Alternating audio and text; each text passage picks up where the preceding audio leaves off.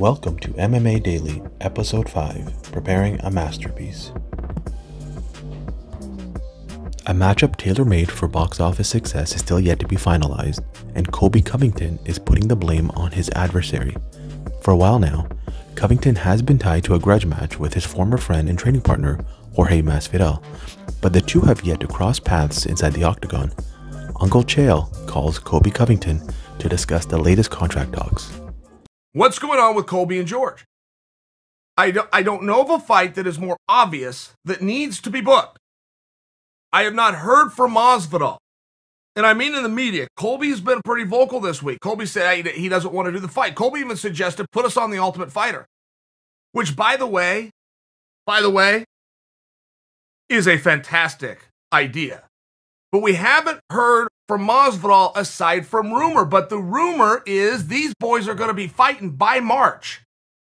The rumor has always been Colby versus Masvidal is either going to happen in February or it's going to happen in March. All the way supported by an idea that Ariel Helwani shared on ESPN a month and a half ago. A month and a half ago is how long this has been. That they were going to be in a co-main event position, but they were going to make it 5 rounds. It would be the first non-title fight co-main event that was 5 rounds. I have no evidence to you that this is accurate. I am sharing with you and attempting to prove a point that this is the conversation that won't go away. This fight has to happen. I'm a little bit lost. Let's try to get a hold of Colby. Let's see if we can get an update. Call Colby Covington.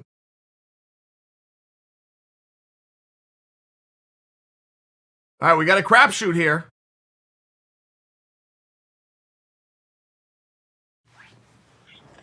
Hello? Colby, Chael.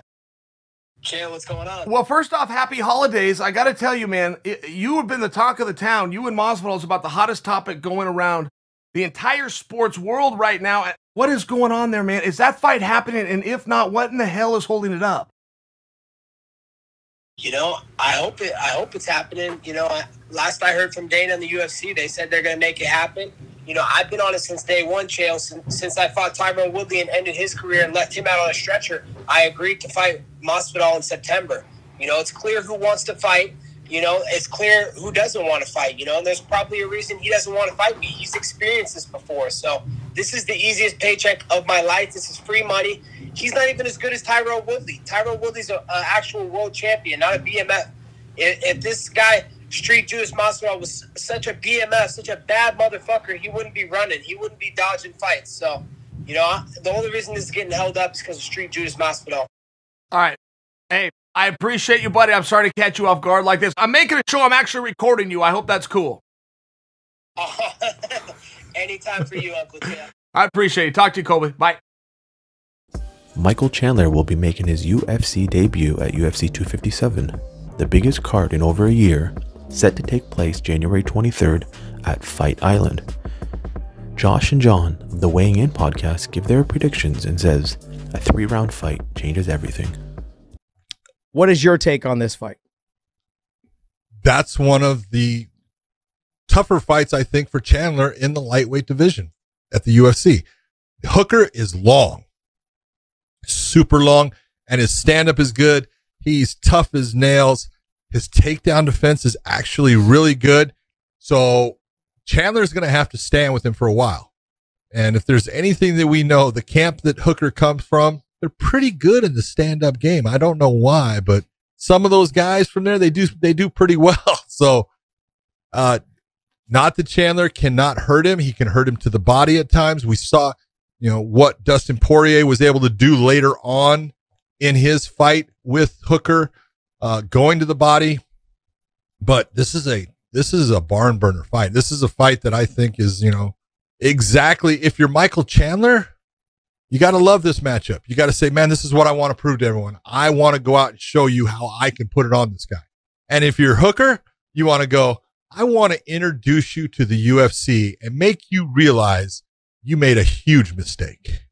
Dan Hooker, to me, is going to be harder for him to take down because he's so tall, the wide base against the fence. But I think on the top position, Dan's going to have a hard time, man. If Chandler gets on top of him, Chandler's just nasty on top. Elbows, huge power. If Chandler is smart, looking at this fight saying, I'm not worried about going out there and knocking Dan Hooker out. Goes out and says, I'm going to utilize what brought me to the dance first. I still have a very solid wrestling background. I'm good at taking people to the ground. Let me get into this guy. Let me put him on the ground and let me just beat on him because I'm going to degrade him. I'm just going to make him feel everything. I'm going to put pressure on him, make him work hard, keep him on his back, let him try to work hard to get up, almost kind of give it to him and then take him right back down. All of those things will make Michael Chandler a winner in this fight. But Michael Chandler likes to stand up and throw bombs. And if he does that with Hooker, he's taking a big chance because we've seen Daniel Hooker is good in the stand-up and he does have power. He can hit people and put them out and he can put Chandler out. Hey, I'm hearing that the Dan Hooker and Michael Chandler fight is a 3-round fight. If that is the case, I'm going Michael Chandler because they're on the undercard, not undercard. They're the co-main event for the Conor fight. Really? That's what I'm hearing. If that was a technical miscue by Dan Hooker's yes, people. it was. Yep. This is one you want it to be 5 rounds. I think Chandler wins now for sure. Yeah. Outside of getting clipped, which he could, but Sure. I think Michael Chandler wins. People are gonna murder us for that, and That's okay. And I've watched both guys enough to know the difference. yeah, all of you guys should know I am not a Michael Chandler fan. Not at all. Okay, and so the fact You that are I'm not. I am. the fact that I am saying this, that lets you know that he is good. Like he really is good. He's very talented. Fucking really He's good. explosive. He's fast. I've trained for him. He's powerful. He's got power in his hands. I had 3 camps training for him. I did plenty of research on him. He's good. And don't get me wrong, Dan Hooker's phenomenal as well. Yes. But he does not have the speed and the wrestling to stop Michael Chandler. Doesn't have the physical strength to stop the wrestling of Michael Chandler. If Yeah. Michael Chandler's smart and uses his wrestling the way that he can, it'll be a long 3 rounds. Due to the COVID-19 pandemic, the 12th edition of the Fighters Only World MMA Awards took place remotely on December 27th, 2020. The Analyst of the Year goes to Daniel Cormier. Journalist of the Year goes to Ariel Helwani. The Ring Card Girl of the Year goes to Brittany Palmer.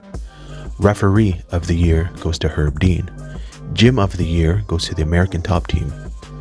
Sean Tompkins Coach of the Year goes to Trevor Whitman. Submission of the Year goes to Damian Maia versus Ben Askren at UFC on ESPN Plus 20. Breakthrough Fighter of the Year goes to Jorge Masvidal. The International Fighter of the Year goes to Israel Adesanya. The Comeback of the Year goes to Stipe Miocic versus Daniel Cormier at UFC 241. Upset of the Year goes to Alexander Volkanovski versus Max Holloway at UFC 245. The Knockout of the Year goes to Jorge Masvidal versus Ben Askren at UFC 239. The Fight of the Year goes to Weili Zhang versus Joanna at UFC 248. Female Fighter of the Year goes to Amanda Nunes. Charles Mask Lewis Fighter of the Year goes to Israel Adesanya. Ahead of his fight against Dustin Poirier, Conor McGregor shared more training photos on his social media, telling his followers that he is preparing a masterpiece for the fans.